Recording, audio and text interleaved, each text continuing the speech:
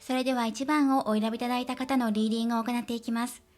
今回のテーマは、あなたがこれから受け取る恩恵とは一体何かということについて見ていきます。よろしくお願いします。こちら1番をお選びいただいた方、ブロンズのカードです。はい。では見ていきましょう。タロットカード出していきます。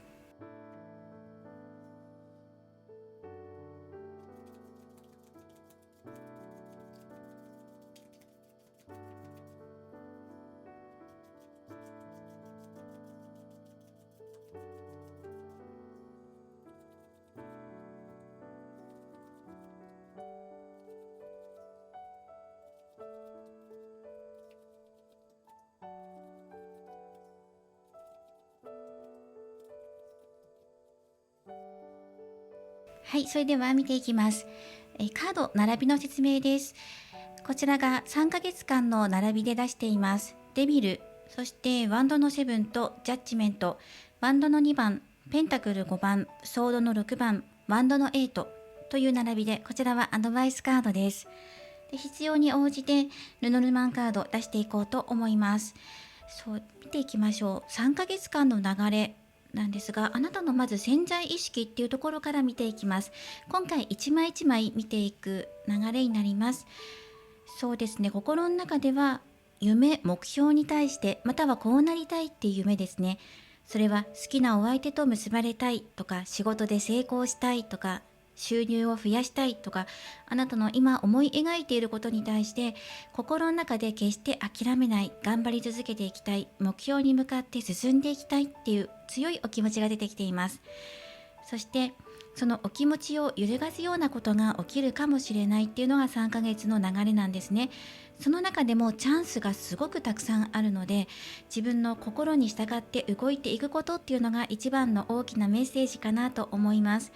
そしてこの一番のテーマっていうのがデビルなんですね。デビルっていうのは誘惑とか責任を問われるような場面が出てくる、または自分自身と見つめ直す、本当は自分はどうしたいんだっけ、そして現実とのギャップを感じて思い悩むようなことや課題が直面してくるっていうこともあるかもしれません。それで自分はどうしようとかどうしたいとか、特に責任を感じるようなことが出てくるかもしれない。もっと責任感持ってやっていかなきゃなっていうふうにご自身の中で気を引き締めるっていう場合もあります。または今まで自分が気を張りすぎていたんだなっていうふうに気がついて、ゆっくり休む時間を取るっていう方もいるかもしれません。張り詰めていて頑張っている、しかもつい最近そうなんだっていう感じがしますね。今年入ってから、特に春過ぎぐらいから自分でゆっくりする時間なかなか持てませんっていう風に、そのように感じますね。あとは理想と現実のギャップを感じているっていうのが今現在なのかなと思います。そしてやはり自分の夢、目標とか、こうなりたい、この人とこうなりたいとかっていうところに対して追いかけ続けていくような3ヶ月なんです。心揺れずに自分の心に従って動いていくんだよっていう風に入ってきていますね。恋愛のところに関しては、こちらワンドの2番です。お相手との未来っていうのを思い描いている。多分夏ぐらいには恋愛関係をスタートさせたいなっていうふうに、もうあと1、2ヶ月先には実らせたいなっていうふうに思っていたりとか、大事なお約束、デートの約束があるっていう方もいるかもしれません。またもうすでにね、恋愛がスタートしていて、この恋なんとかね、うまくやっていきたいなっていうふうに思っている方もいると思います。未来についていろいろ考えている、そうですね、期待しているとか、そういうことがこの恋愛のところに入ってきています。で、今回は今ね、私恋愛していませんっていう方だとしたら、出会いの可能性があります。新しい出会いで、もしくは恋愛そのもの今お休みしています。そして逆に推し活夢中になっているんですとか、自分があとは趣味としてこれをやってるんですとか、副業をやっていますっていう方だとしたら、こちら恋愛のことを自分の喜び事とか趣味とかクリエイティブな活動だったりとか、推し活っていうのにこれ当てはめてください。好きな人がいる方や恋愛運見たいなっていう方は恋愛としてご覧になってください。これがあなたのこの3ヶ月間の心のときめきとか喜びとかを表すところです。そうですね。いいんじゃないかなと思います。進展する可能性があるから、ぜひその自分の夢、心ときめくものに従って自分の目標を定めて努力していくっていうような3ヶ月の流れです。では、お仕事運とか対人関係とかどうなっていくのかなっていうと、ジャッジメントのカードが入っています。あなたが頑張った先に必ず成果、報酬が入ってきます。なので、今お仕事に対して責任感を持って取り組んでいますとか、特にお仕事面において成績上げたいなとか、数字伸ばしたいとか、これをこうしたいっていう具体的な目標がある方は本当にコツコツ頑張ってきています。その頑張りがこの3ヶ月以内に認められるっていうふうに入っていますし、お仕事の中で自分自身が大きく成長するっていうふうに言われています。今まであまりうまくいっていなかったとか、イライラするとか、そういう気持ちから変わるっていうふうに言われてますね。特に仕事面です。もしくは対人関係、恋愛ではない対人関係で揉めていたとか苦しかったっていう方は、そこに光が差し込んでくるような3ヶ月になると思います。あなたが一生懸命頑張ってきたから、取り組んできたから、だから手に入れる報酬、恩恵っていうのがここに入ってますよって。対人関係やお仕事ですね。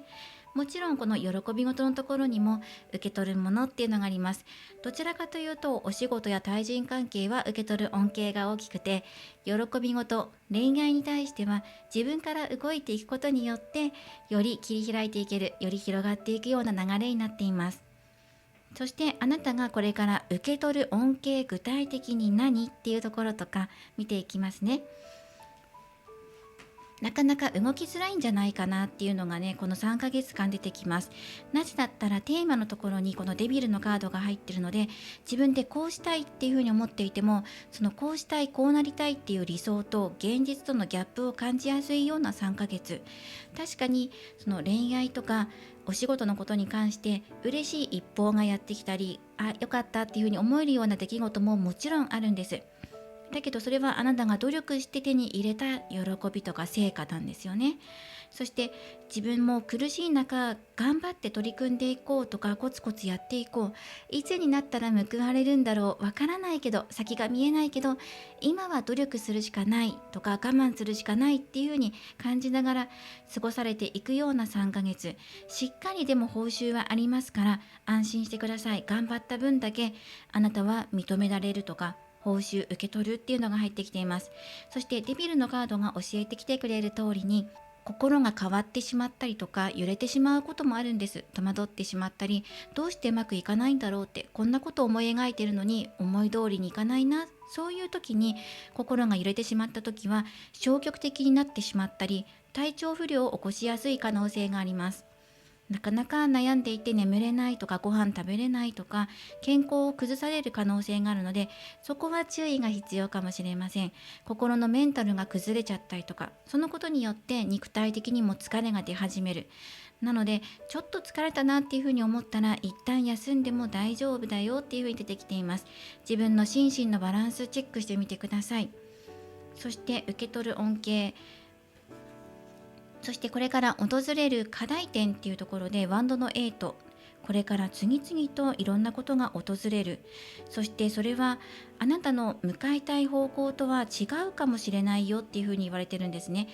例えばあなたが仕事で大きな成功をしたいと思ってるのに、自分のこの叶えたい夢とは別の方向から仕事の案件がやってくるとか、依頼が来るとか、対人関係でもそうですね。この人と仲良くなりたいって思っていても、そうではない人から求められたりとかする可能性もあるかも。これ自分の求めてるものじゃないんだよなっていうところから、いろんなことがやってくる。次々と急展開していくっていうのが課題で入ってるんですね。そしてそれは自分の気持ちも結構ギリギリな感じで戦うっていうのが入ってるんです。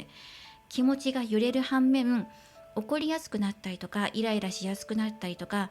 そう逆になんか暴走しやすくなったりとか、視野が狭くなったりする可能性もあります。そこを心がうまく保とうっていう風に、頑張ろうっていう風に踏ん張ってる状態なんですね。時々揺れちゃう。これぐらいだったらいいかなとか、今日はいっかとか、それが1日だけではなくて2日3日4日っていう風に経っていくうちに、1週間ずっとね、ちょっと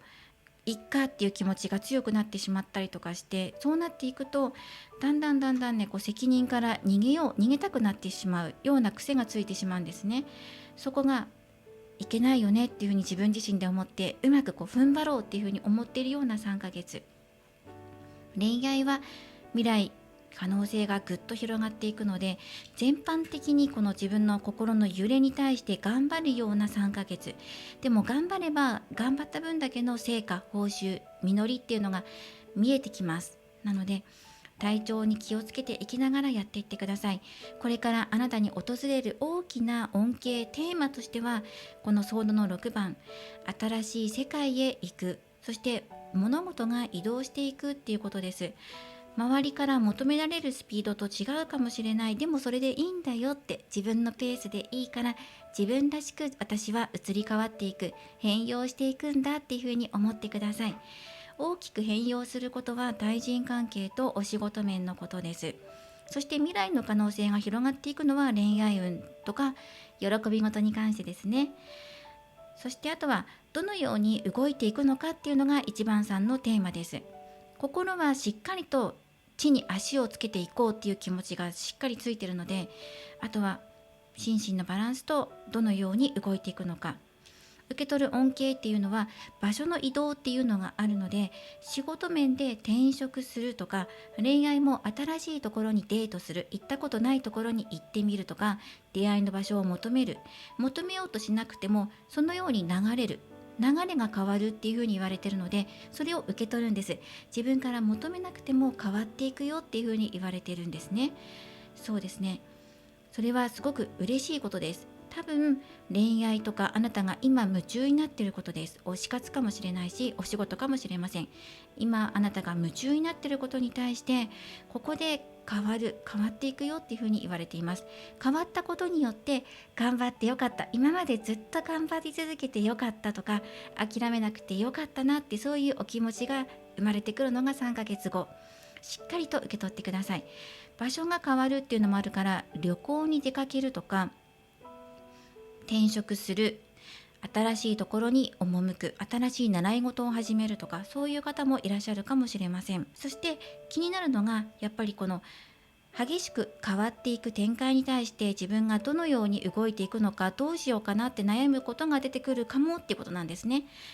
全体的なアドバイスカード1枚もらっています。カップの6番です。自分の心を大切にして、そして夢中になっているものが今あればそこに集中しましょう。それはあなたにとってどこでしょうか。自分の健康のことなのか、お仕事のことなのか、喜び事、楽しいなと思っていること、趣味、恋愛とか対人関係、お友達とか、そこの自分が楽しいな、いいな、これに今夢中になってるっていうことをどんどん掘り下げていってください。そしてカップの6番っていうのは過去の思い出とか懐かしさとか、そういうことも表しています。でプラス加えて移動のカードも入っているので、自分がどこかなんとなくね、いいなって思っている場所に足を運んでみるとか、前から行ってみたかったんだよなっていうところに訪れてみるとか、あとは故郷に帰ってみるっていうのもおすすめのアクションですね。そして場所の移動だけではなくて、自分の心を温めることっていうのもおすすめのポイントです。悩んだ時こそ自分の心に立ち返ってねって、そういうメッセージが入っています。動きづらい、動いてみたんだけどなかなか結果が出てこないとか、くじけそうになってきたっていう時、特に煮詰まっている時や困った時は、自分の好きなことをして心を満たす、または自分がいいなって思うことをする、あとはリラックスできるような音楽や環境に自分の身を置いてリラックスするっていうのがおすすめのアドバイス。そうですね、どのように動いていけばいいのか、もう少しオラクルカードも使っていきながらアドバイスもらっていこうと思います。あなたが受け取る恩恵、それは流れが変わる、新展開、新しい世界へと向かっていく。そして変わることによって自分の気持ちが満たされるとか、気持ちがよりリラックスできる、楽になるとか、そういうことが言われています。まずはフードオラクル見ていきましょう。お魚、これはラッキーフードです。魚を食べてくださいっていうことですね。そして成功へ向かうっていうメッセージが入っています。はい、いいですね。そしてラッキーカラーも見ていきましょう。ジェード、翡翠色。これは行動に起こすっていう、行動に起こしましょうっていうカードですね。特に1番さんは自分がどんな風に動けばいいのかっていうヒントを具体的に掘り下げた方がいいと思います。そしてマーメイドのカードからはフィーリング。これは感情、自分の感情だよってこと。やっぱり悩んだ時は心なんですよね。心に立ち返ってねっていうこととか、心が一生懸命頑張ろうとするとそれで結果は得ることはできるけど、時々チェックしてあげないと無理しすぎてないっていうところになっちゃうので、そのあたりのバランスをねしっかりととっていきましょう。行動に対してじゃあどんな風に行動していけばもう少しね楽にというか、自分がリラックスしていきながらバランスとっていって行動しやすくなっていくのかなっていうアドバイス学っていきましょう。今ハマっているものとか夢中になっている人、好きな人とかがいらっしゃる方は、今自分が好きなことに集中するのもいいでしょう。どのように行動していけばいいのか、1枚クローバーのカードです。これ幸運を表しています。やはりあなたが動いていったらそこには幸運がある、幸運をつかむんだっていう風な強い意志を持っていくこと、努力ももちろんあるでしょう。そして恵まれるものもあるので、それを受け取ること、キャッチすることっていうのもアドバイスとして入ってきています。チャンスがやってくる、幸運が訪れるというカードなんですね。自分が動いたら幸運が近づいてくるっていう風に言われている。どんな風に動けばいいのか、やっぱり毎日、このクローバーっていうのは日々の小さな幸せっていうの意味があるので、毎日の幸せ、嬉しかったことを思い出すとか、ノートに書き出すでもいいですし、毎日自分ができたことを考えてみるとか、今日はちゃんと起きれたなとかね、小さなことでもいいので、あとは日々の積み重ねっていうことがあるので、自分が一生懸命頑張ってるんだっていうことを意識されてください。大丈夫、ちゃんと動けているよとか、大丈夫、今日は休めたとか、休んだことも行動するってことに入るので、自分で考えて今日は休むぞっていうふうに決めて動いたってことなので、毎日毎日を大切にしてください。そうすると幸運が引き寄せられていきます。それがこの行動に対するアドバイスカードですね。常に自分の心を満たされるようにリラックスしていきながらやっていってください。そして受け取る恩恵っていうのは、やっぱり新しい世界に今行く時です。それは成功だよっていうふうに言われていますね。これから受け取る恩恵っていうのはこちらです。成功のカード。今のあなたはまるで大きな川の流れに自然と乗っているような状態です。もう次の世界へ移ろうとしているんですね。流れているような状態。その流れはあなたを成功へと運んでくれるでしょう。特にお仕事やライフワークなどの分野で変化やステップアップのチャンスが訪れそうです。直感力も高まり、自分でも驚くほどスムーズに物事が進んでいく感覚を味わうかもしれません。そしてこちらの翡翠色のカード。こちらのカードからは、穏やかで調和に満ちたエネルギーがあなたの中にある動きたいという気持ちを優しく後押ししてくれます。行動に起こしてみようっていう気持ちに今、この翡翠のカラーが支えてくれている、後ろから押してくれています。頭で考えるよりもなんとなくやってみたい、こっちの方が心地いいと感じる方向へ動いてみましょう。その小さな一歩があなたの道を切り開く大きなきっかけとなるでしょう。そして気をつけていきたいことっていうのも見ていきましょう。足元を整える。それがあなたがもっと安心して進んでいくための具体的な気をつけるポイントです。はい。そうですね。足元を鍛えるっていうのもいいと思います。ウォーキングを始めるとか、家で軽く運動してみるっていうこともいいと思います。このお魚のカードがルートチャクラを示しています。ルートチャクラは地に足をつける力や安心感とつながっています。このルートチャクラが不安定になると、どんなにいい流れが来ていても、なんだか不安、どこか落ち着かないと感じやすくなってしまいます。そんな時、心が揺れている時っていうのは、地面をしっかり感じながら歩く、または赤いものを身につける、温かくて栄養のある食事をゆっくりと味わうなど、体の下の部分を意識して安心感を取り戻していきましょう。足腰とか、あとルートチャクラっていうのは尾てい骨のあたりなので、やはり腰とかね、あと、ちょっと下腹部のあたりとかも意識して、特に足ですね、意識されるといいのかなっていうふうに思います。この時期のおすすめの過ごし方、今のあなたにとって感情を表現していくことが大切になっていきます。大切なケアですね。心のケア、感情をケアすること。楽しい時は思いっきり笑って、悲しい時は我慢せず泣いてもいいのです。ちゃんとしてなきゃと思って気持ちを閉じ込めるよりも、感じたことを素直に誰かと話したり、紙に書いたりしてみましょう。特に海や水のある場所はあなたの心をとても整えてくれます。時間があるときは川辺や海に行って波の音を聞きながら心を緩めてみてください。また、そのヒーリングミュージックといって、川の流れとか雨の音とか水の音が流れている音楽っていうのもいいと思います。そして何より、今ここの自分をよくやってるねと今の自分を褒めてあげてください。たとえまだ結果が出ていなくても、あなたはすでに流れに乗って動き出しています。もう新しい展開がやってくるんだよっていうことですね。この水の流れを感じるっていうのは、このフィーリングのカードが教えてきてくれています。水に触れたりとか水の音を聞くとかっていうのが、あなたの心をリラックスさせてくれるよっていうふうに言われています。もちろん湯船に浸かってとか半身浴するっていうことでもいいと思います。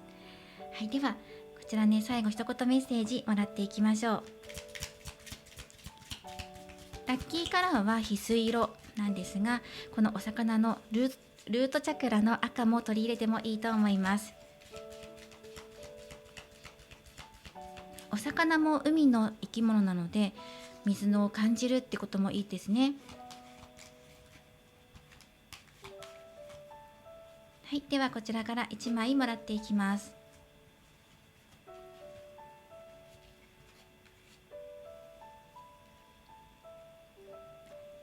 あなた自身、マイセルフ、あなた自身、自分自身を見つめる。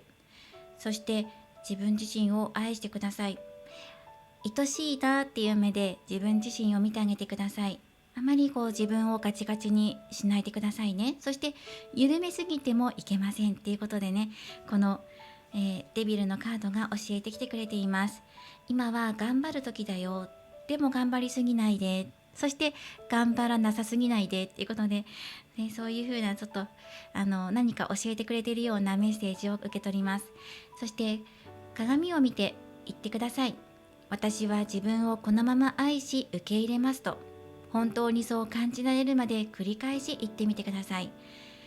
なかなか自分のことを認められないとか、自己肯定感が上がらないんですとか、モチベが上がらなくってとか、頑張っていてもなかなか成果出ませんとか、そういうふうに思っている方もいると思うんですね。自分を認めていきましょう。今このままの自分が愛しいっていうふうに、大丈夫、これができないとかあれができないとかうまくいかないっていうこともあるけど、まずひっくるめて今の自分を愛してあげる。よかったじゃんって、自分好きなことに夢中になってるし、水に触れてリラックスもできてるしって、お魚食べれたぞって、それでもいいと思うんですよね。なのでそのお魚食べれなくても、ラッキーフードじゃなくて魚の絵文字を使ってみるとか、お魚柄を取り入れてみるとかでもいいんですよ。魚がラッキーアイテムとかラッキーフードなので、はい、なのでお祭りに行って金魚を見るとかでもいいと思うんですよね。そして自然に触れたりすること、心をリラックスしてねっていうことが言われていたので、こちらをラッキーアクションとして取り入れてください。あなたが受け取る恩恵っていうのは、流れに乗ることですね。新しい世界、新しい世界へ行くことです。もうすでに流れは生まれ始めています。その流れにあなたは今乗っている最中。乗ってる時は動いてるのかな、動いてないのかなって実感が湧かない時もあるかもしれないけど、3ヶ月後あなたはしっかりと頑張った報酬、成果、成功を手に入れています。だから大丈夫。心身のバランス、健康を気をつけてみてください。ではお選びいただいたオラクルカードからメッセージをもらっていきましょう。このカードはブロンズ銅ですね。このブロンズのパワーストーンの効能っていうのをまずご紹介します。銅はその優れたエネルギーの伝導性からパワーストーンの世界でも重要視されています。停滞したエネルギーを活性化させて、心身にポジティブな変化と行動力を流します。また精神面では、古い固定観念を手放し、新しい自分へと生まれ変わることをサポートしてくれます。新しい自分を迎え入れましょう。そして体のことでは、血行促進や炎症を緩和するなど伝統的な効能を持っています。はい、血行促進ということで、やっぱりお風呂に入って血行促進っていうのが、この水と銅の力プラスされていいのかなと思います。手軽にお家でできますしね。そしてこちらの選択肢からのメッセージです。新しい自分へエネルギーをチャージしようっていうメッセージ。このカードがあなたに伝えたいのは、古い自分を手放して新しい自分に生まれ変わる時が来たということです。あなたはこれまで様々な経験を積み重ねて、今のあなたを形作ってきました。それは素晴らしいことですが、もしかしたら自分はこういう人間だという固定観念に少し縛られてしまっているのかもしれません。こうしなきゃとかね、こうじゃなきゃいけないとか。このブロンズは非常に強力なエネルギーの動体であり、あなたの心と体のエネルギーを活性化させてくれます。そのように停滞していたエネルギーを大きく動かす力を持っています。本当はこんなことをしてみたい、もっとこんな自分になりたい、そんな心の奥底にある願いを今こそ実現させる時です。例えばずっとやりたかったことに挑戦してみる、思い切って新しい環境に飛び込んでみる、自分の魅力を再発見して自信を持つ。これまでの自分を否定するのではなく、感謝して手放し、新しい自分へと生まれ変わることを想像してみましょう。このブロンズのエネルギーは、あなたの世界全体を明るく照らし、新しい可能性で満たしてくれるでしょう。さあ、一歩踏み出して輝く未来へ進んでいきましょう。あなたはどんな自分にもなれる、そんな無限の可能性を秘めた素晴らしい存在なのです。なので、自分はこうじゃなきゃいけないっていうね、そんなとらわれから解放されて、自分らしく、より自分らしく、これから生まれ変わっていくんだと、美しい変容っていうのが出てきていますので、はい、あとは最先端のものに触れたりするのもいいでしょう。テクノロジーとか AI とかですね、とか SNS とかです。なので今 SNS 活用しているよっていう方は、 SNS でもっともっと発信したい、自分らしい発信をしたくなるっていうことが出てくるかもしれません。ということで、今回1番さん、今あなたが受け取る恩恵、3ヶ月間の運気の流れ、お仕事や恋愛とかジャンルに分けて見ていきました。そして気をつけることやおすすめの過ごし方ご紹介しましたので、参考にしてください。これからもリーディング動画を投稿していきますので、高評価やコメント、そしてチャンネル登録をよろしくお願いします。ではまた次回の動画でお会いしましょう。最後までご覧いただきありがとうございました。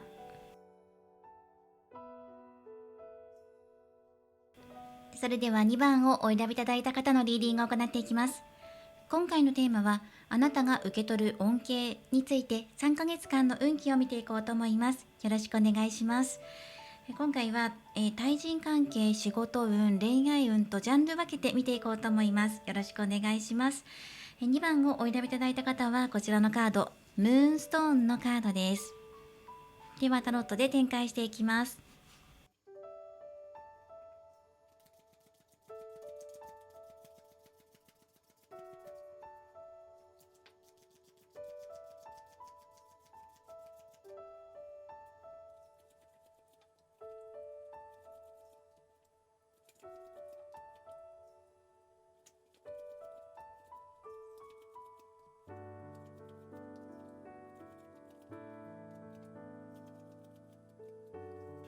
はい、それでは見ていきます。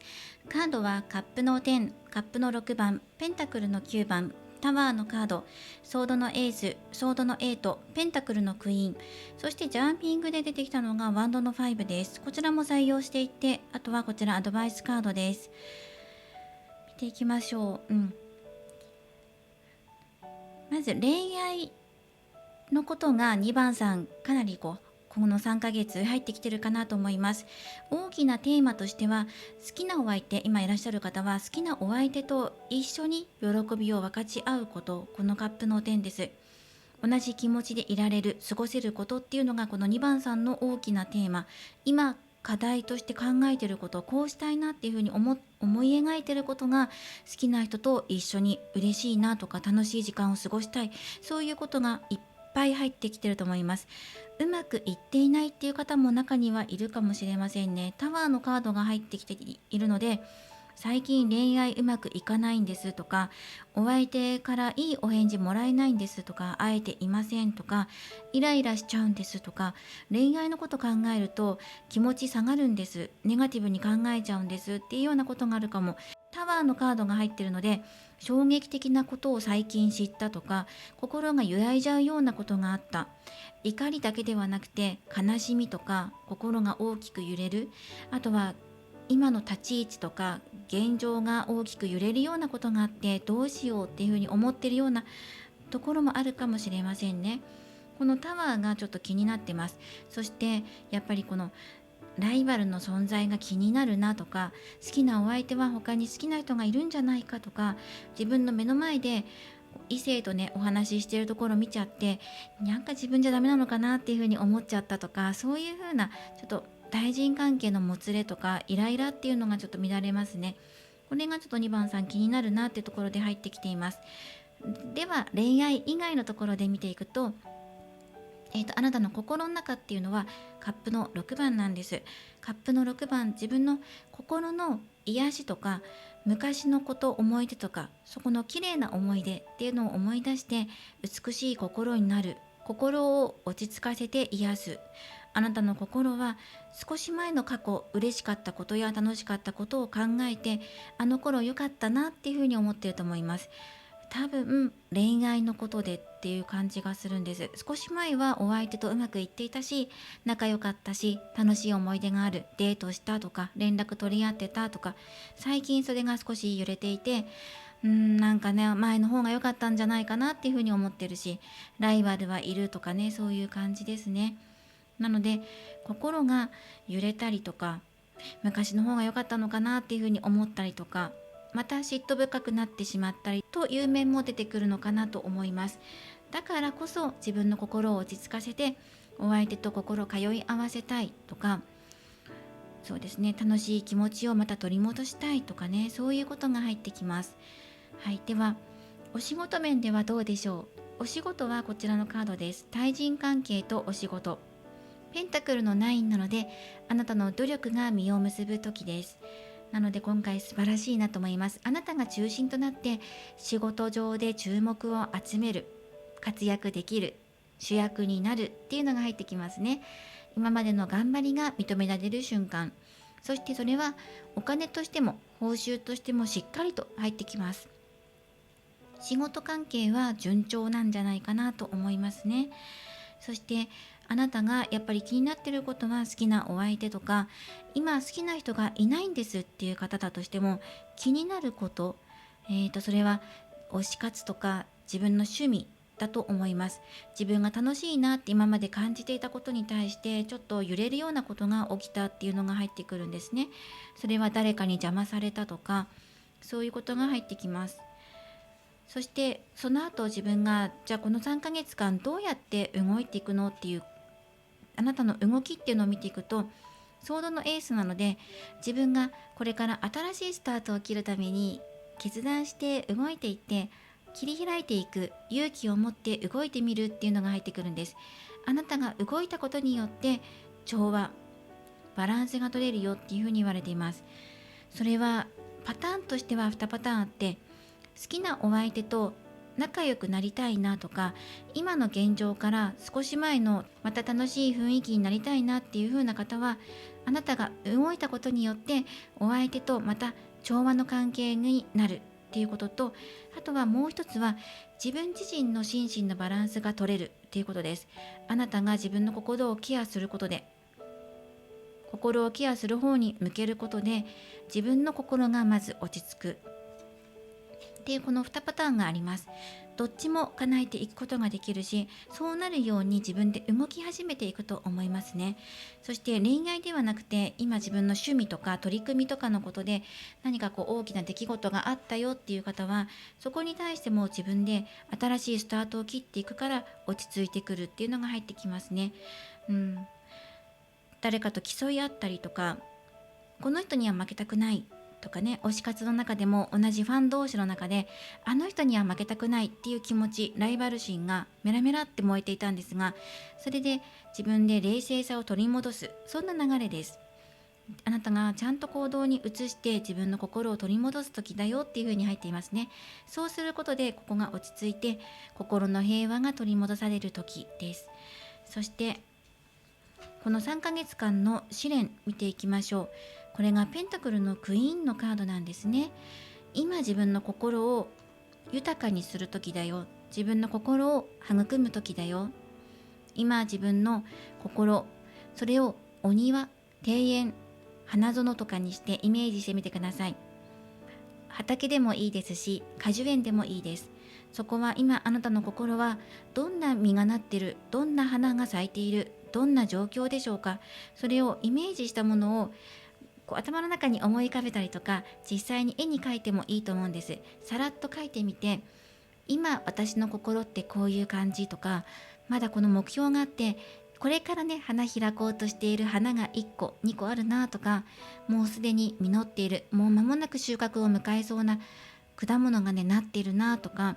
それとも荒れ果てている荒野なのか、花が咲きそうで咲かないのか、また何にもまだ咲いていないのかとか、具体的にイメージしてみると、あ、自分の心って今こんな感じで私感じてるんだって、自分がそう感じてるんだなってことに気がつくので、絵を描いてみることって、絵を描くのが苦手っていう方もイメージしてみる。で、なんとなく色を塗ってみて、何色なんだろうとか、その花の色は何色とか、これから実ろうとしている果物ってオレンジ、リンゴ、桃とか、なんかそういう具体的にイメージすると、あ、私がこれから叶えたいものって桃っぽいんだって、桃ってどういう感じって、甘くてとかジューシーでとかみずみずしくてとか、そういうイメージを連想させていって、そうやって自分の心を具現化する、自分の心の状態をイメージして、あ、こういう色なんだ、こういう手触りなんだとか、もしかしたら雨がずっと降り続いているんですっていう、そういう風に感じている方もいるかもしれないし、いや全然水がなくて日が照っていて、なんか地面にねひびが入ってるんですっていう風に、そういう風に感じる方もいるでしょうし、たくさんの花が咲いてるんですっていう風にイメージする方もいるでしょう。そして今の自分の心をイメージした後に、それからどういう景色を作りたいのか、どういう心のお庭にしたいのかっていうことをもう一回イメージして改めて描いてみるんです。描いてみる。で、今までは緑が足りなかったから、次自分の心のお庭を作るんだったら緑豊かなお庭にしたいなとか、色とか果物、花とか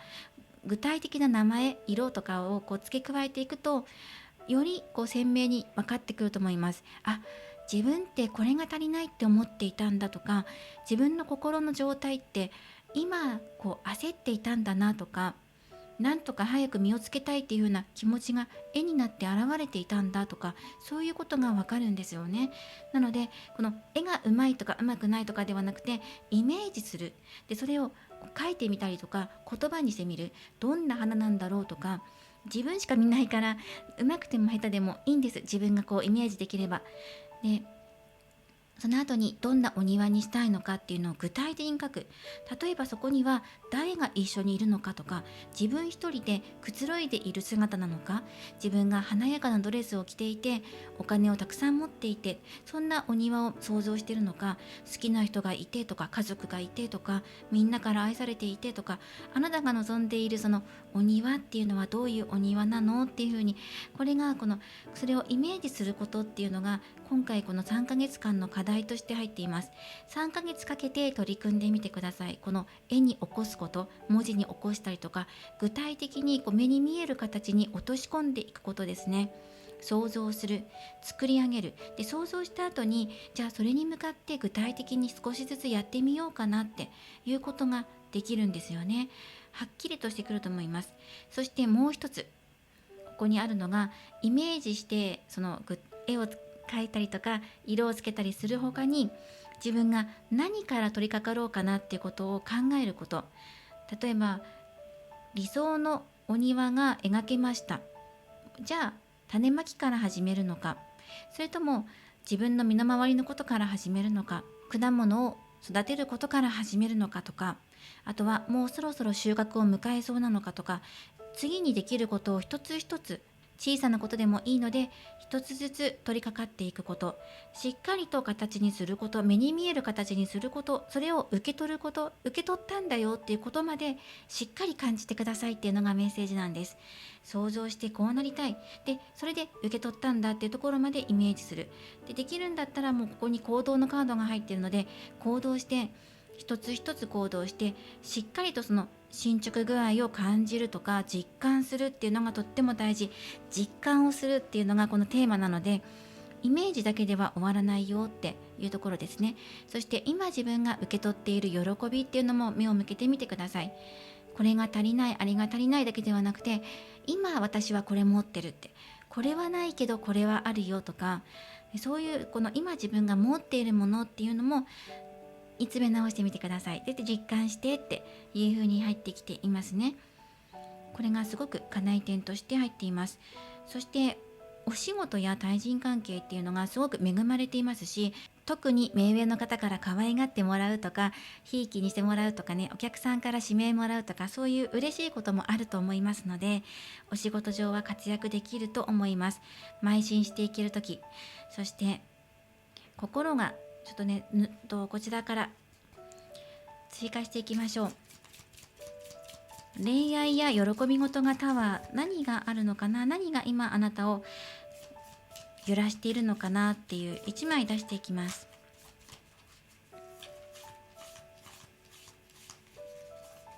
はい、ユニコーンのカードです。ユニコーンっていうのは魔法とかミラクルとか奇跡っていうのを表してるんですね。つまり自分が思い描いている理想ですよね。理想がちょっと崩れ始めてきているとか、揺らいじゃってる。特に恋愛面に関して出てきています。または今恋愛していないという方は、自分の好きなことっていうことに置き換えてください。そこが今揺らいでいますっていうのが入ってるんですね。でそれはあなたの理想です。例えば好きな人とこうなりたいっていう理想があるんだけど、そこが揺らぎ始めているとか、前の方が良かったんじゃないかっていうふうに思い始めていて、ライバルもいると、なんか気になる人がいる、あの人が私の好きな人に近づいていってるっていうふうに思ったりとか、そのネガティブな気持ちがどんどん膨れ上がっているような状態、叶わないんじゃないかなとか、それは夢とか幻想で終わっちゃうんじゃないかとか、ちょっとネガティブにね今考えているような状態ですね。で今の状態から奇跡が起きて、現状回復だったりとか、もっとより幸せな方向に向かっていけばいいなっていう、そういう願いも出てきてると思うんですね。そしてこれから受け取る恩恵っていうところに、このソードの8のカードが入っています。ここね、解放っていうのが入ってきますね。あなたが具体的にここでイメージ化したもの、そしてそれを行動に起こすことによって、自分の女性性がアップするっていうこと、これ性別問わず受け取る力がアップするっていうことですね。とあと感受性と、あとはですね想像力、そしてそこから生み出していこうっていう気持ちですね。何かをこうもうダメだとかネガティブだとか壊したいとかっていう風な気持ちから、そうじゃなくて生み出していけるんだっていう風な気持ちにシフトチェンジするっていうのが言われています。あとは自分の苦しめていたものはもう終わりだよっていう風に自分の気持ちを解放させる気づきです。自分を苦しめていたものは何だったんだろうっていうのが、ここの作業ですね、このイメージ化することとか、そのことによってもっとねはっきりしてくるんです。そして苦しめていたものってあれだったんだっていうのが分かってくるので、じゃあどうしようかなってところまで具体的に段階踏んでいけると思います。そして自分が囚われていたってことに気づいて、そこから外れていく、それがこの2番さんの大きな受け取る恩恵です。ではアドバイスカード1枚めくっていきましょう。フール、解放です。自分自身で革命を起こす、あなたの中で大きな変革が訪れます。自分で自分のこと変えようっていうふうに思うと思うんですね。そして変えるための動きをあなたが出す。っていうのがもうこのソードのエースで出てきているので、あなたはちゃんと動けるよって、まっすぐに目標に向かって、目標が決まればね、まっすぐ向かっていけるから、もう大丈夫だよ。そんなに自分のことを制限しなくていいし、あなたが望んでいるこのみんなと喜びを分かち合いたいとか、自分の喜びを広げていきたい、誰かとつながりたい、その気持ちがあなたが変わることによってぐっと近づいていくよ。自分自身がこれから変わるっていうことを決めて動いていこうっていう風な、そんなカードが出てきていますね。フール、新しい始まり、自由、解放、もう自由だよ、何にも縛られないんだよって。あなたを苦しめていたもの、縛っていたものは何っていうところがここではっきりと分かったし、そしてあなたが今現在受け取っている豊かさ、喜びっていうのもある。ないよっていう方は絶対ない。何があなたを豊かにしているのか、それは自由になることがあなたを豊かにしている。今自由じゃないっていう方も、じゃあ自由になる余白、自由になることができるよねっていうことなんです。そこに気がついた瞬間、それがもうすでにあなたの豊かさとなってるんですね。そしてそれ以外も見ていきましょう。オラクルカードから、まずラッキーフードです。ラッキーフードはこちら乳製品です。ミルク、チーズ、ヨーグルトとか乳製品。もしアレルギーがなければ乳製品取り入れてみてください。バランスです。メッセージはバランスが取れる、心が落ち着く、熟成する。そうですね、チーズのようにじっくりとね時間をかけて熟成させる、この3ヶ月間の間、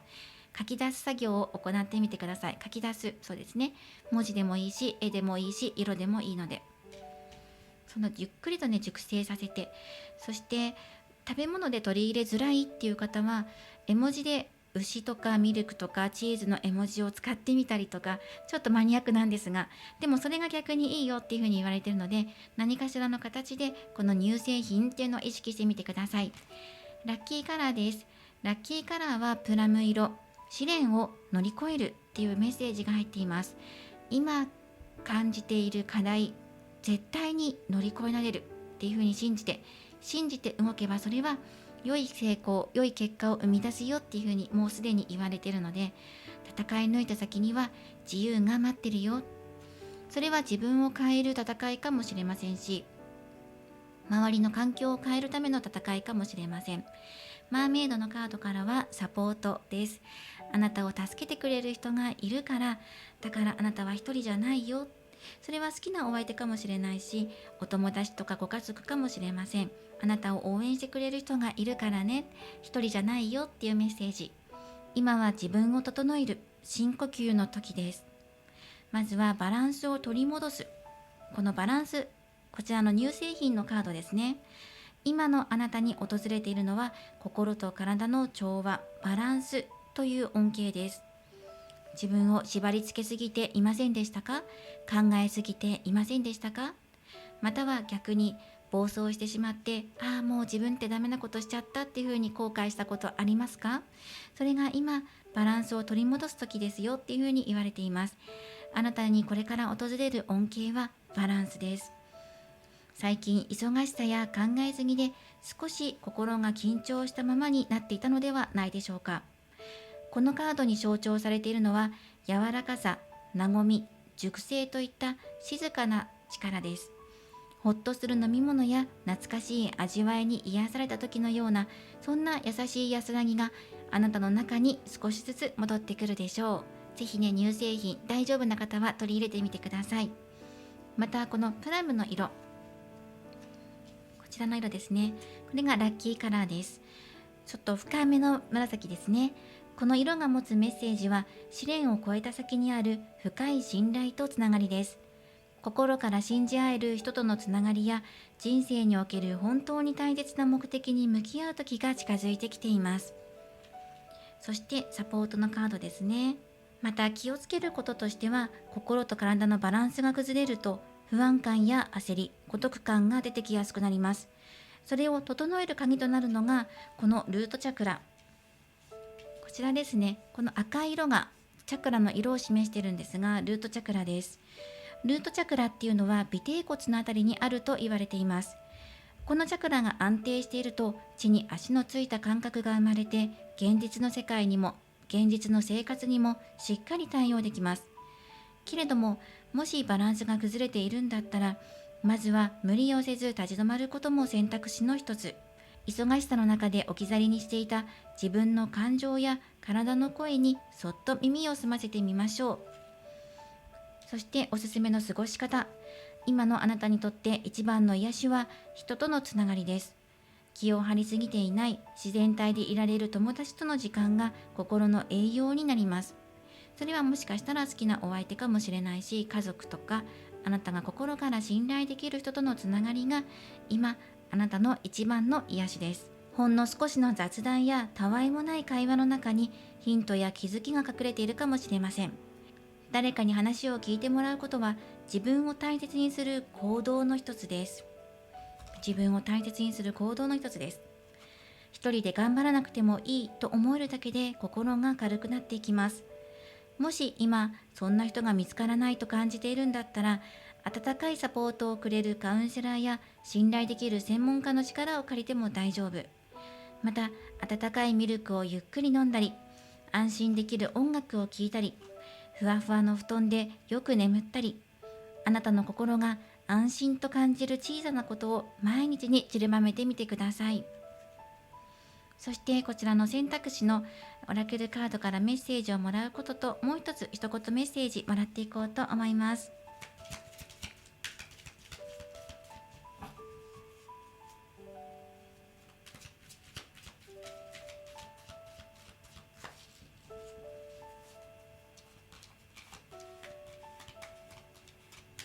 はい、こちらですね。Life loves me。 ライフ、生活、または命そのもの。それはあなたのことを愛している。あなたの周りのエネルギーですね。それはあなたのことを愛しているんだよっていうことと、そして命、生命はあなたを愛している。鏡に映った自分を見ながら息を吸ってこう言ってみてください。命、生命は私を愛している。息を吐きながら笑顔になる。これを10回繰り返してみてください。微笑んでくださいね。あなたが生きてるっていうことは、その命があなたを愛してるからなんですよ。あなたのことを受け入れてるからなんです。だからあなたはこのように毎日行動を続け、呼吸をし、そしていろんなことを感じ、生きているんです。大丈夫、私は生きているっていうのが、それがね、このポジティブなメッセージ、一言メッセージでした。大丈夫、どんなことがあっても私は私を変えていけるし、可能性は広がってる。いつからでも遅くはない。今だよっていう風に、そんなメッセージですね。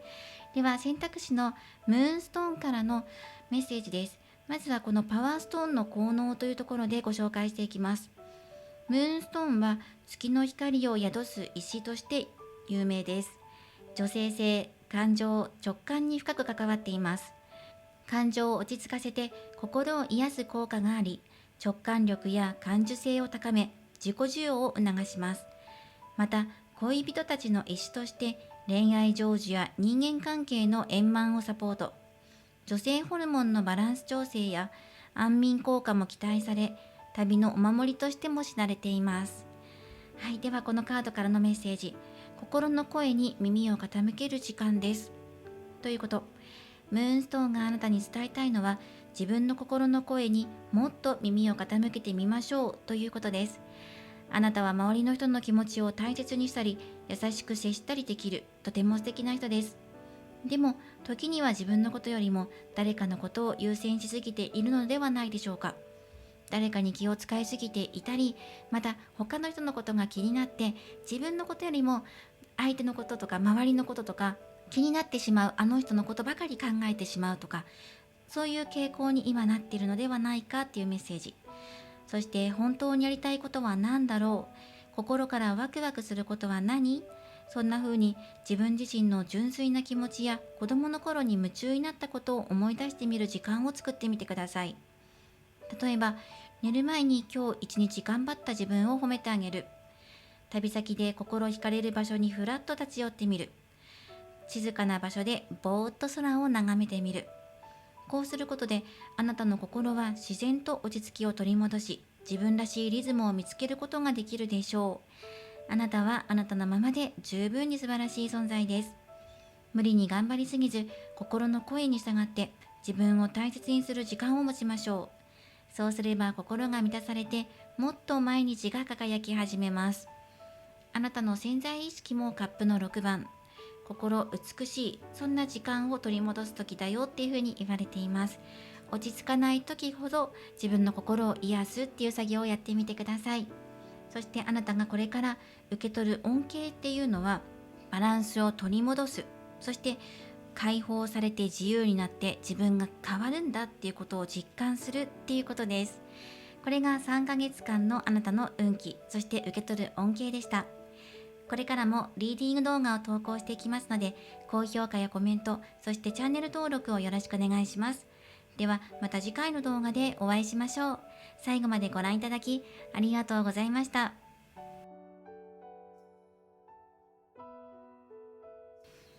それでは3番をお選びいただいた方のリーディングを行っていきます。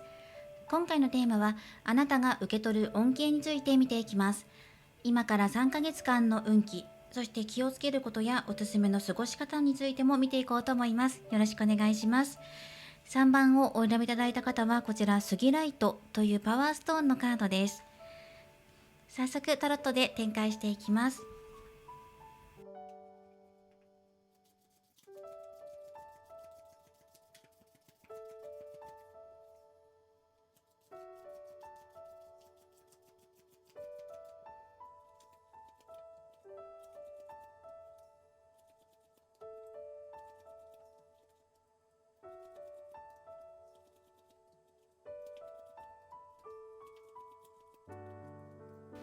ではこちらで見ていきます。カードです。カップのエース、ペンタクルのエース、節制のカード、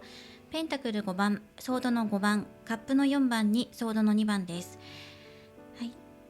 3番さん、まず大きな流れとして始まりのカードが2枚入ってきています。ですので今ご自身の中です。自分自身ですね。対人関係とか恋愛とか仕事ではなくて、本当に自分の望むところ、自分の心っていうところがもう新しいものっていうのを求めていたりとか、新しいスタートとか豊かさを受け取って、そこから新しい気持ちが始まっていく、そういうことが全て入ってきています。自分から動いていくというよりは、もう受け取る、もうやってきてるんだよっていうのが入っていますね。恩恵が今来てますよ、たくさんやってくるでしょうっていう風に入ってますね。すごく広がりを見せる、そしてすごく温かい、自分の心が温かくなるとか、もっと頑張ろうっていう風な気持ちになる、そしてもっと自由にね、自分のことを表現しようって、そういうことが伺えますね。入ってくるかなと思います。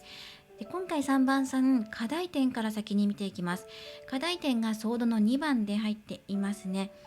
自分を変えるために無理しすぎないでくださいとか、また逆に無理をしないために変化を受け入れていきましょう、そういうメッセージかなと思います。ソードの2番っていうのは基本的に抑圧のカードなんですね。抑圧、感情を抑えてバランスを取るとか、周りと調和するために自分の本心を言わないとか、誰かのことを気遣っていて自分のことを二の次にしてしまうとか、そういうことですね。バランスは一見取れているんだけど、一見静かで平和なんだけど、本当はそうじゃないところも隠れているんじゃないのかなって、そういうことが伺えます。バランスを取ろうというふうに意識しすぎていませんかって、そういうメッセージでもあります。そしてこれからあなたが受け取る恩恵っていうところがこの3枚で入ってきていますね。先に恩恵を見ていこうと思います。はい。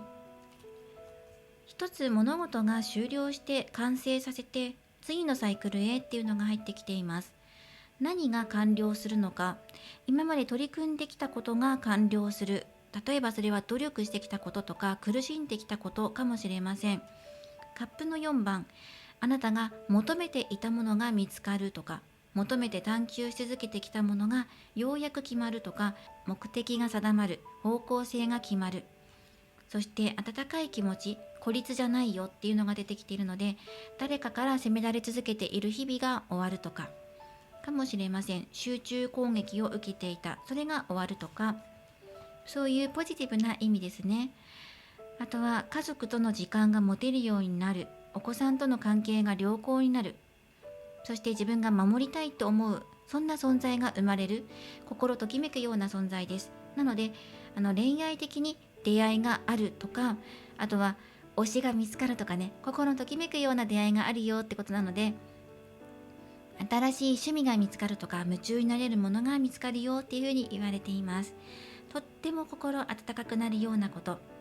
そしてこれから刺激っていうのがどんどん入ってくるでしょう。今まではなんとなく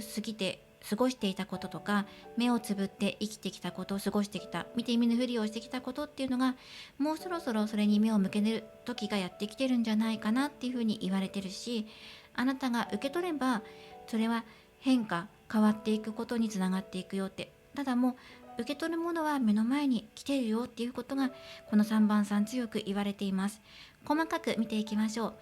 対人関係やお仕事関係のことで、こちらの、節制のカードです。目標が決まってより自由に仕事しやすくなる、完成っていうのももちろんありますね。取り組んできたこと、プロジェクトが完成して一つ結果が出るとか、落ち着く、仕事で取り組んできたことが落ち着いて納品するとかね、締め切り間に合うとか、目標を達成する、数字取れるとか、目標が完成されてまた新しいスタートを切っていく、自分らしくやっていけるっていうのが入ってきていますね。そして転職を考えている方はもちろん吉ですし、とにかく目標を決めて動いていくような流れ、コミュニケーションもとても潤滑、仲間や友達と仲良くやっていける、のびのびと過ごしていけるような、すごく明るい気持ちで過ごしていけるっていうのが入ってきています。で、一方恋愛です。3番さん、恋愛なんとかしたいなって思っている方多いのかなと思います。恋愛ペンタクルの5番です。そしてご自身がこの3ヶ月どんな風な取り組みをしていくのかっていうのもちょうどの5番なので、対立を生みそうな予感です。ここはもうちょっと冷静に落ち着いて考えていきたいけれども、課題点のところにソードの2番が入っているので、どちらかにバランスが偏っている気がします。あなたが例えば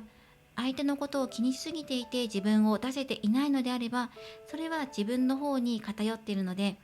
自分を解放させてバランスをとっていく。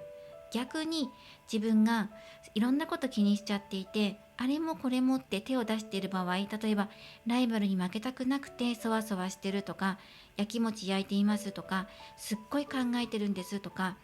このソードの5番、対立です。争いを表しているので、ライバルとバチバチに今争っていますとか、そういう方は自分の心を落ち着ける方に動いていくことが大切になってきます。心を落ち着かせる、どちらかです。心がざわついている方は心を落ち着かせる。逆に自分を抑え込みすぎていた方は自分を出していく。そのことによってバランスをとってください。無理して抑えているとか、逆です。またどちらかです。テーマとしては心の落ち着きを取り戻す。バランスを取ることによって落ち着きを取り戻す。言えていなくて我慢していることがあれば溜まってるから、それを手放して少し軽くしてバランスを取る。すごくイライラしていてとか落ち込んでいてネガティブですっごいいっぱいなんですっていう方は、それを心を落ち着かせることによってバランスを取るっていうことですね。争っていてかなりきついなとか苦しいな、困難だな、厳しいなっていうのが入ってきています。行動としても怒りやすい時、考え込みすぎやすい時、ネガティブに捉えやすいとか、相手の行動とか出方を見ちゃうっていうのが入ってくるので、好きなお相手だけじゃなくて、ここですね、対立なのでライバルに対して今好きな人に話しかけに行ったなとか細かくチェックしちゃったりするかもしれないし、なんかこうバチバチにやり合ってる感じもします。気にしてるなっていうのが入ってきていますね。この恋愛運に対して補足もらっていきます。あなたが気にしていること、恋愛に対して1枚補足。そしてこちら今恋愛運っていうふうにお伝えしてるんですが、恋愛していませんとかっていう方は、今自分の楽しいなって思えること、趣味とか推し活とか自分がこれから始めようと思っていることとして当てはめてください。推し活してるんだけど周りの人が気になりますかもしれませんし、今自分が楽しいなと思ってやってることあんまり楽しくないんですっていう風に入ってくるんですよね。うん、なんか仲間やお仕事関係っていうのはうまくいってるんだけど、一方でプライベートとか自分の趣味とかの話になってくると、なんかうまくいってないんだよなとかねっていう感じがしてきますね。それは一体何？ローズですね。ブーケを表しているカードです。なのでやっぱりこの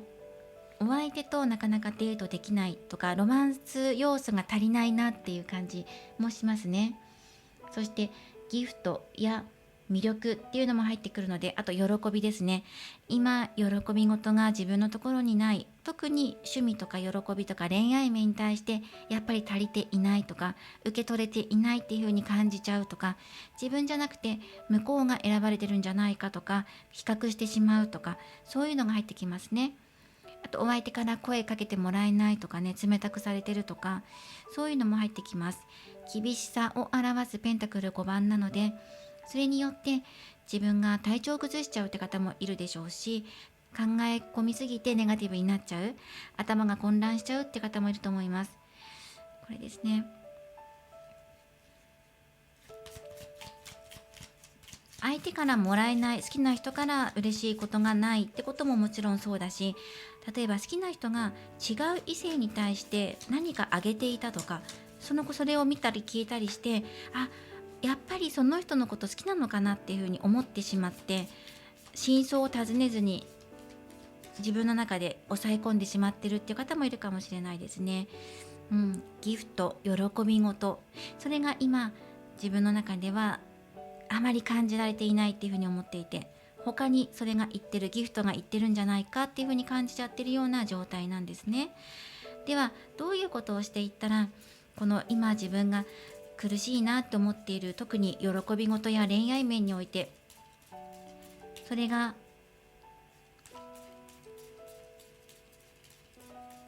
うまくいくのかっていうふうに見ていきましょう。出会いを求めている方は、新しい出会いがあることによって喜び事が舞い込んでくるっていう風に読み解いてください。で、恋愛中の方ですね、好きなお相手がいる方や、あとはカップルの方ですね、恋人がいるっていう方とかは、今その対象の方とあまりうまくいっていないとか、自分が考えちゃうんだっていうのが入ってきていますね。相手のことや自分のことを考えちゃうと、立場のことを考えちゃうと自分から積極的にいけないしとか、そういうことも入ってくると思います。ソードの2番も出てるので、具体的なメッセージもらっていきましょう。ヘビのカードです。執着を手放しましょうっていうのが入ってきていますね。こだわりすぎていますとか、考えすぎています。ネガティブな方に。ヘビっていうのは絡みつく嫉妬っていうのが入ってくるので、ライバルに嫉妬しすぎているとか、そうですね、周りのことが気になってしまってなかなか落ち着かない、手がつかず落ち着かないとか、比較してしまうっていうのがどうしても入ってきちゃうので、その執着している気持ちを手放してください。じゃあどうやって手放していけるんですかっていうのをメッセージもらっていきましょう。アドバイスカードです。全体的なアドバイスとしてソードの7番のカードです。そうですね、思考パターンを変えることっていうのが一つ入っています。どんな風に変えていけばいいのか、もう少し具体的に読み解いていきましょう。一人で抱え込みすぎないでねっていうのも入ってきていますし、これから受け取る恵み、恩恵っていうのが入ってきているので、もうすでにね、自分自身の中に流れ込んできてるんだよって、それに気がつくか気がつかないかの違いで変わってくるよっていう風に言われてて、周りのこととかライバルのこととかを気にしてネガティブな思いを抱えちゃうと、新しいポジティブな流れが受け取ることができないよ、余裕がないからっていうのが入ってくるので、ここですね、もうちょっと見ていきましょう。ラッキーフードです。キャベツ、これは優しさ、女性性、包容を表しています。優しく包み込む。ラッキーカラーはレインボー、これは自然界のスピリットとつながる。虹色ですね。カラフルな色を取り入れるとか、あとは虹を思い浮かべる、イメージするとか、虹の絵文字を使ったりとか、虹の絵を飾ったりするのもいいでしょう。そしてマンメイドからはホープですね。希望です。なので本当にね、そのカップのエースやペンタクルエースも入ってきてる通り、3番さんね、多くのチャンスや、恩恵っていうのがあるんですよ。希望っていうのが、この奇跡もここに入ってるので、レインボーも奇跡なので、多分二重の喜びだったりとか、頑張ってきた分受け取るものって今本当にやってきてるので、あとはそれを受け取る心の器、どういう状態にしておくのかっていうのがテーマなのかなと思います。抑え込みすぎているのか、イライラしすぎていて落ち着きさが必要な時なのか、もう少し詳しく見ていきましょう。まずはこちら、優しさに包まれましょう。あなたに今訪れようとしているのは、優しさに包まれる時間です。それは自分をいたわり、相手を思いやり、そして愛を受け取ることに心を開くことでもあります。女性性っていうのは受け取る力っていうのを表してるんですね。カップのエースもペンタクルエースもどちらも需要のカードです。受け取る力です。それが今やってこようとしています。このキャベツが何枚もの葉で芯を守るように、あなたの内側も優しさと温かさで守られていることを思い出してください。誰かを守ってきたあなた自身が今度は誰かに包まれる番です。またこの虹色のエネルギー、こちらは自然界やスピリットとのつながりを象徴しています。今のあなたはふとした時に直感が冴えたり、なんとなくいい予感がしたり、不思議と守られているような感覚を持つことがあるかもしれません。気をつけることは、あなたの心の中心です。緑のカラー、これはチャクラを表しています。ハートチャクラですね。これは胸の中心にあるチャクラと言われています。心の中心が鍵となるでしょう。ここのハートチャクラのバランスが崩れると、人に優しくしすぎて疲れてしまったり、逆に心を閉ざしてしまったりすることがあります。バランスが崩れちゃうってことですね。誰かのために頑張る優しさも大切ですが、今は自分のために優しくしてあげることも忘れずにいましょう。小さなことにイライラしたり疲れやすかったりするのは、心が少しすり減っているサインかもしれません。この3ヶ月間おすすめの過ごし方ご紹介します。まずは深呼吸をすること。ハートチャクラを整えるためには胸を開くことが大切です。例えばヨガのコブラのポーズやラクダのポーズなど、胸を開くストレッチがおすすめです。深くゆったりと深呼吸をして、ピンクや緑の光が胸に広がっていくイメージをしてみてください。そして感謝の気持ちも大切です。ふとした嬉しいな、ありがたいなというのを声に出してみるのもいいでしょう。心、ハートを優しく整える日常の魔法になります。感謝の気持ちを伝えるってことですね。また虹を見た時のように、なんだか幸せだなと思える瞬間を大事にしてください。自然の中を歩いたり、花の香りを嗅いだり、空の色をゆっくり眺めたり、そうしたささやかな体験があなたを見えない大きな優しさへとつなげてくれます。あなたの愛はあなた自身にも注がれるべきものです。これまで人を包み込んできたその優しさを今は自分自身へ、ふわりと優しく心を抱きしめてあげましょう。そして一言メッセージももらっていきましょう。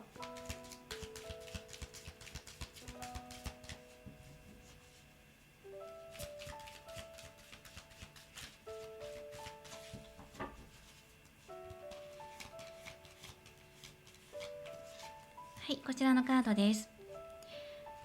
愛を受け入れる用意ができている。もう新しいもの、新しいエネルギー、温かいエネルギーを受け取る用意ができてるんです。そこに気づくか気づかないか。そしていつもあなたを愛そうとしてくれている生命、命ですね。あなたの生活そのものです。それに気づくには受け入れる必要がある。この文を完成させよう。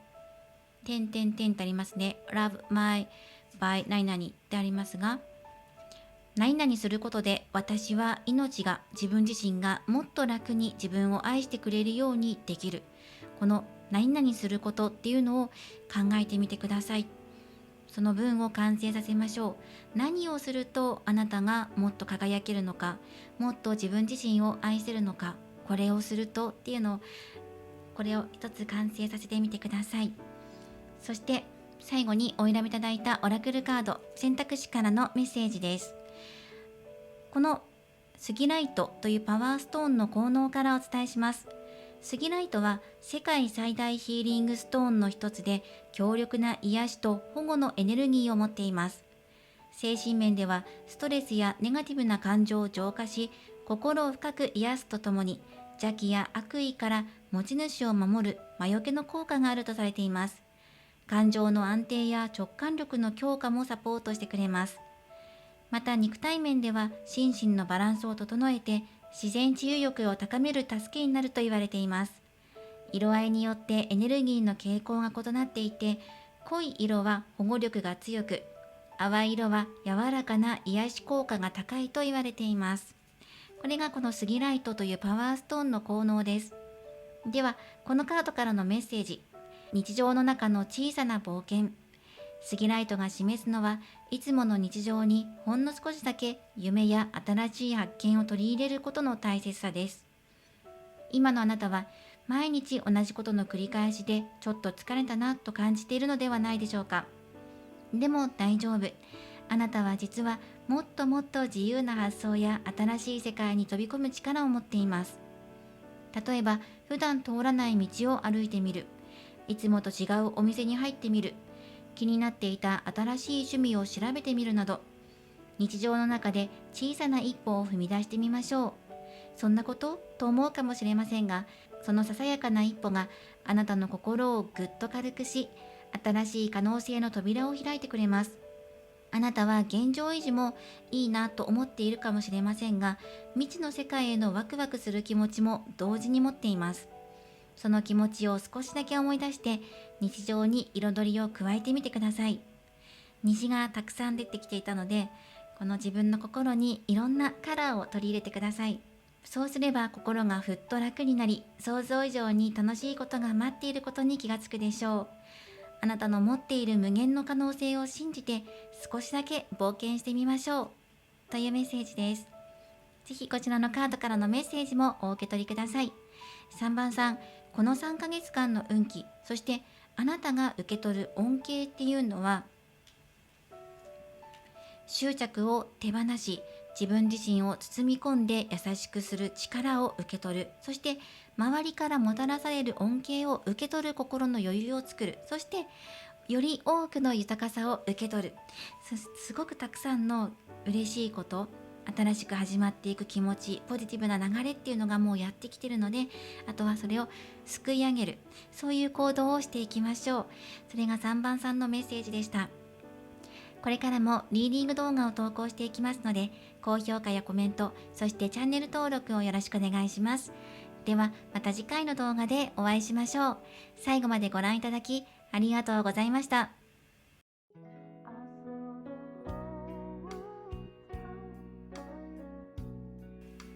今回のリーディングはいかがだったでしょうか。あなたが受け取る恩恵、それは一体何なのかというテーマと、そして3ヶ月間の運気について見ていきました。今回はジャンル別にお仕事運だったり恋愛について見ていきました。それぞれのメッセージをお受け取りいただけたらなと思います。選択肢はこちらブロンズ、ムーンストーン、そしてスギライトというパワーストーン3種類で今回ご用意させていただきました。どの選択肢をお選びいただいたでしょうか。では今回はこちらのライフラブズ U カード、こちらからメッセージをもらっていこうと思います。今のあなたに必要なメッセージもらっていきます。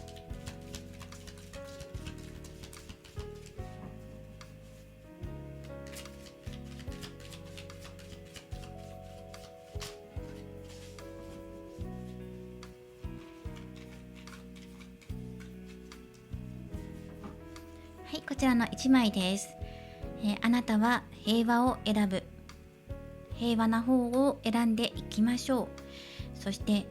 人生はあなたを苦しませようとしているわけではありません。命にあなた自身を少ししか愛させないから、あなたはもがき苦しむのです。自分の人生がお芝居めいてしまっているところに優雅さを招き入れましょうというふうに書かれていますね。自分の人生に優雅さ、優美さですね、優美さを招き入れましょう。美しいものを自分の人生に取り入れる。それはイメージでもいいし、心でもいいし、身の回りでもいいです。あなたが自分の人生をより愛して生きるために、悲観的になって終わってしまうのではなく、そこから自分の中で優しいものや美しいものを取り入れていって、より美しい人生を進んでいってください。そして平和な道を選ぶのです。美しい色合いを取り入れてもいい。美味しいな、美しいなと思うものを食べてもいいし、描いてもいい、発信していってもいい。ネガティブな思いを口に出すよりだったら、ポジティブな気持ちで過ごしていく。それが優しさと美しさにつながっていくのではないかと。そしてそのような気持ちで過ごしていると、自然と体のラインだったり発する言葉一つ一つが美しく整えられていきます。意外とその自分の発信することとか考えていることに直結していて、考えていることをどんな風に発信していくのかっていうのが、個性がね見られると思うんですよね。人によってその噂話が好きな人たちがいたりとか、そこに我慢して加わってる方もいたら、私は私っていう形で一人でもいいやっていう風に誰とも関わらないっていう人もいるでしょうし、ある程度関わってでもなんか自分の好きじゃない話には入っていかないとかね、そういういろんなコミュニケーションの仕方があったりするように、自分が発信する側としても個性がね出てくると思うんですよね。たまに周りの方にも見られますよね。コミュニケーションの仕方や発信の仕方に対して違いがあるなって。その自分の気持ちを言わなくて閉じ込めるタイプもいれば、結構ズバズバ言っちゃうような方もいますし、ストレートにねやっていきたいんですって人もいますから、あなたはどのタイプでしょうかっていう風に入っていますね。できればそのネガティブなことを誰かに見られるような場所に発信する、誰かに話すとか打ち明けるとかっていうことでも、相手を選ぶってことですね。自分の心が落ち着く相手にだけそれを話すとか、いろんな人に話したりしなくてこの人だけっていうふうに決めたりとか、話す相手がいなければ SNS に書き込むときは鍵をかけてね、誰にも見られないようにしようとか、何かネガティブな思いってとか怒りとか悲しみとかって表に出そうっていう気持ちが働いていくんですね、心理的に。誰かに見てもらいたいとか聞いてもらいたいとか、誰かにぶつけたいとか、特に匿名であればあるほど自分っていうのが分からなければぶつけやすくなってしまう、言いやすいっていうのがあるので、それでも結局巡り巡っていってあなたの振る舞いとして現れてしまうんだよっていうことなんですよね。なので私も気をつけてはいるんですよね。ネガティブなことを書き込まないとか、書き込むっていうのは私公式 LINE でつぶやいたりとかするんですけど、ネガティブなことつぶやいてるかもしれない今考えるとちょっと疲れたなとかね、そういうことをつぶやいてるかもしれないので、自分自身も意識して矯正していこうかな、直していこうかなって思っています。出てしまうことがあるんですよね、どうしてもね。人だから苦しいなとか辛いなとかうまくいかないなって時にうまくいかないっていう風に、ただ気をつけてるのはすごくそれを誰かのせいにしたりとか、強い語尾にならないように気をつけようっていうのは自分自身でも思っています。やっぱり私もねネガティブな気持ちになったりとか落ち込んだりすると、いや疲れたなとかね言ってしまうので、気楽にパッて言っちゃうので、誰かに対しても言っちゃうので、それを気に しなきゃいけないなっていうふうに思った一枚でありました。はい、というね私の感想も入れていきました。皆さんはどう捉えたでしょうか。ぜひコメントお寄せください。では今回も最後までご視聴いただきありがとうございました。また次回の動画でお会いしましょう。